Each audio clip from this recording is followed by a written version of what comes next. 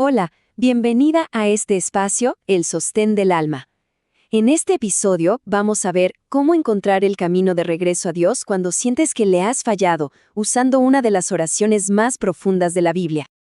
Piénsalo un momento. ¿Alguna vez has cometido un error que se siente tan pesado que de verdad crees que ha manchado tu historia para siempre? Es como esa sensación de que la culpa te persigue, te susurra al oído que ya no eres la misma, que perdiste algo demasiado valioso. Si te sientes así, quiero que sepas algo muy importante. No estás sola. Hoy vamos a descubrir que incluso en la sombra más oscura, la palabra de Dios nos muestra un camino de vuelta a la luz. Y bueno, para poder entender bien este camino, vamos a meternos de lleno en la historia que está detrás del Salmo 51. Es la historia del rey David, un hombre que, fíjate, la Biblia describe como alguien conforme al corazón de Dios, y aún así cometió un error, pero un error de esos devastadores que lo cambiaron absolutamente todo. ¿Y cómo empezó todo? Pues fíjate qué curioso. Comenzó en un momento que podría parecer inofensivo, un momento de ocio o de descuido. Su ejército estaba en plena batalla, pero el rey David, él decidió quedarse, muy cómodo en su palacio en Jerusalén. Y una tarde, mientras paseaba por la azotea, esa simple decisión, la de no estar donde tenía que estar, lo colocó justo en el lugar equivocado, y claro, en el momento equivocado. Y ahí, desde esa azotea, es donde todo se complica. Sus ojos ven a una mujer, a Betsabé. Y en lugar de hacer lo correcto, ¿sabes?, de apartar la mirada, no. Tomó una decisión, y luego otra, y otra más, una serie de decisiones que lo llevaron derechito al adulterio. Es que a veces un solo momento de debilidad, una sola mala decisión, puede desatar una cadena de consecuencias, bueno, terribles. Y como suele pasar, un pecado lleva a otro. Lo que empezó con una mirada se convirtió en un intento desesperado por ocultarlo todo, por tapar la verdad.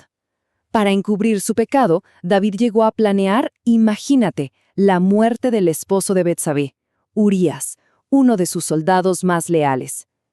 El error del principio no se quedó ahí, no, se multiplicó, y lo fue hundiendo cada vez más y más profundo en la oscuridad.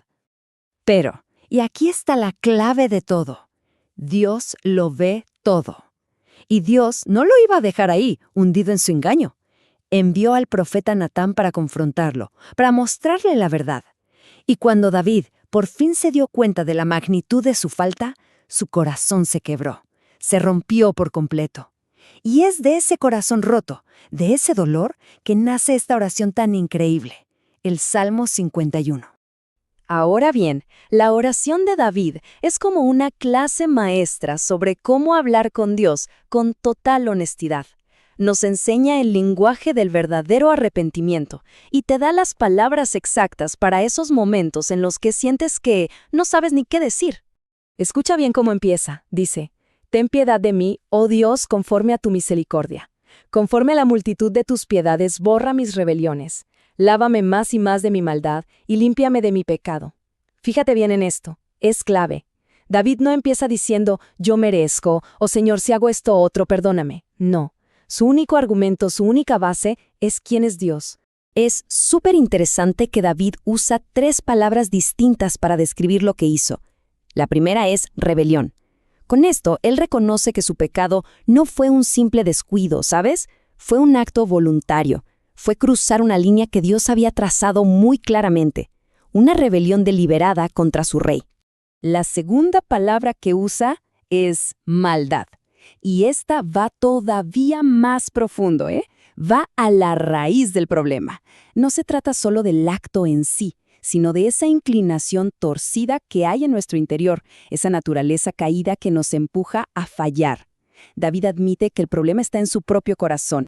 Y la tercera palabra es pecado, que literalmente significa fallar el blanco, como un arquero que lanza una flecha y no da en el centro. Es su forma de reconocer que el estándar de Dios es la perfección y que por tus propias fuerzas, pues simplemente no das la talla, te quedas corta. Y aquí viene el punto que lo cambia todo. Él dice, contra ti solo he pecado y he hecho lo malo delante de tus ojos.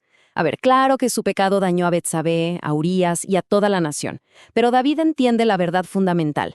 Toda falta es, al final de cuentas, una ofensa directa contra un Dios santo y personal. Reconocer esto, eso es el corazón del verdadero arrepentimiento. Ahora sí, vamos a la parte más íntima de esta oración. Aquí es donde las palabras de David se convierten de verdad en un refugio para tu corazón, conectando con esos sentimientos profundos y mostrándote la increíble promesa que Dios tiene para ti. Ay, esos días. ¿Sabes a cuáles me refiero, verdad? Esos días en que el recuerdo de ese error vuelve una y otra vez.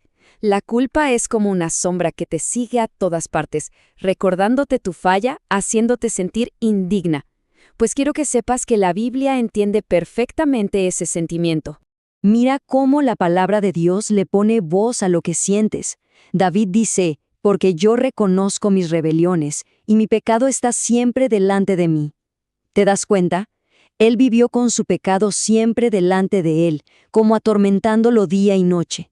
La Biblia no ignora tu dolor. Al contrario, lo valida y te muestra que no estás sola en él. Y otra cosa que pasa es que empiezas a sentir que el gozo de Dios es algo que ya no te mereces. Es una de las mentiras más grandes que el enemigo nos susurra, que has perdido el gozo para siempre, que la alegría de sentir su presencia es para otras personas, para las que no han fallado como tú. Pero la petición de David nos revela una verdad maravillosa. Él no pide que le devuelvan su salvación, sino el gozo de su salvación. Y esto es una noticia increíble. Significa que el gozo se puede restaurar. Es parte del regalo de la salvación que Dios anhela de verdad devolverte. Y esta es la petición central y la promesa más grande de todas. Crea en mí, oh Dios, un corazón limpio. Fíjate en la palabra que usa. Crea. No pide reparar o arreglar. Él usa la misma palabra que encontramos en Génesis 1, cuando Dios creó el mundo de la nada. David está pidiendo un milagro, algo que solo Dios puede hacer. Crear en ti un corazón nuevo, puro, desde cero. Entonces, ¿cómo se ve esto en la vida real? ¿Cómo es vivir en perdón? ¿Qué es lo que Dios realmente espera de ti cuando vienes a Él con tu corazón roto? Te adelanto que, probablemente, no es lo que te imaginas. La respuesta está en el mismo Salmo, en el versículo 17. Dios no busca sacrificios externos, ni promesas de que nunca más fallarás. Lo que conmueve su corazón es tu postura interna. Primero, un espíritu quebrantado, que reconoce que lo necesita por completo.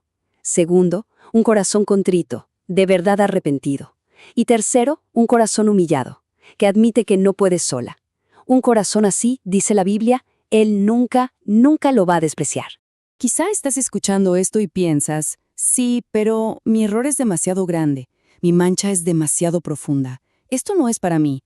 Si ese es tu pensamiento, quiero que sepas que hay una promesa específica en la palabra de Dios para ti, justo para ese sentimiento. Esta es la invitación personal de Dios para ti. Escúchala.